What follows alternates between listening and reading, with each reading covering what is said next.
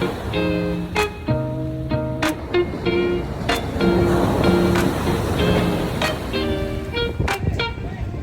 I'm Dr. Darin Detwiler, and we're back talking about recalls. We're here with Roger Hancock of Recall InfoLink, and this episode we're going to be talking about being in the middle of a recall. A recall has been declared.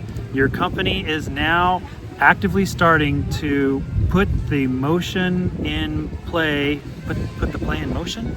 Both in terms of executing a proper recall. And I'm going to ask you, if there was a legal counsel playbook for what to do in the middle of a recall, what would be some things that you would say you've got to have this in your playbook? The first thing is protect your customer. Absolutely the first thing. And a lot of times when people go through long, drawn out, hard recalls, then they come out and say, our customers are our most important thing, and we want to establish trust. You need to be there before the recall happens, not after the recall happens. So first, have your mindset. We're in business to provide wholesome, quality products for the betterment of people, and if something goes wrong, we're going to protect them. Second, we're going to protect our brand. Third, we're going to protect our company. But first has to be protecting them. The second thing I encourage you to do is throughout the process, keep collecting information.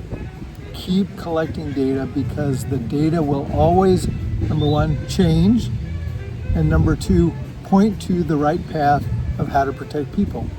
So don't think, okay, now I've got it figured out, now I know what to do. At some point you have to think, okay, I haven't figured out well enough to know what to do, and I'm going to start doing some things. But keep collecting information. Keep listening to your sources tell you about customer complaints. Keep listening to your sources tell you about new defects that they've discovered, or new lots that they've discovered that were part of the same production run, or whatever. Keep collecting data. So first, protect your consumers, have that mindset. Second, keep collecting data. And third, always do what you're willing to talk about. If you're not willing to talk about it, I recommend that you don't do it. Always take actions that you're willing to talk about, because those actions will be for the protection of your customers and the protection of your brand and the protection of your company. If there's something that's shady enough that you're not comfortable to talk about it, I probably would recommend those aren't the right actions to be taking, because the question was framed, I'm talking to an attorney, and attorneys, in my mind, are connected to courtrooms and connected to juries and connected to discovery and telling stories.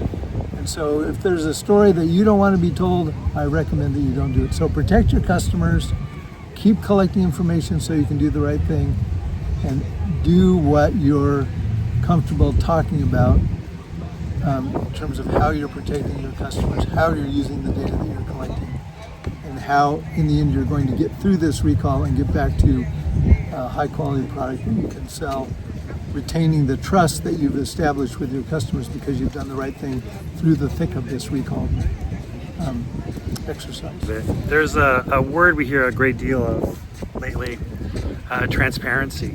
And sometimes you hear it associated with data and information, but I would assume that would be something on the minds of lawyers a great deal. What are your thoughts about transparency when it comes to recalls, if you're in the middle of a recall?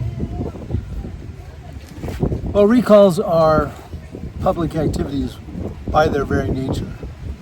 By their very nature, you have to communicate to your customers about an action that they need to take. And so, in my mind, transparency and recall are in the same sentence, because that's the nature of the exercise. If it was not a recall, if it was a defect that was discovered before it was sold, you don't need to be transparent with that. You can figure out how to contain it inside your four walls, and you don't have to tell anybody about it.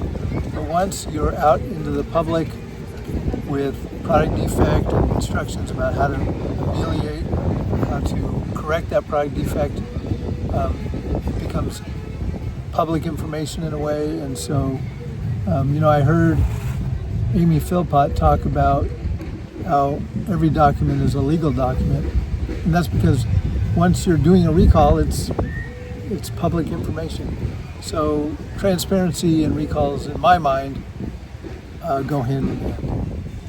Great.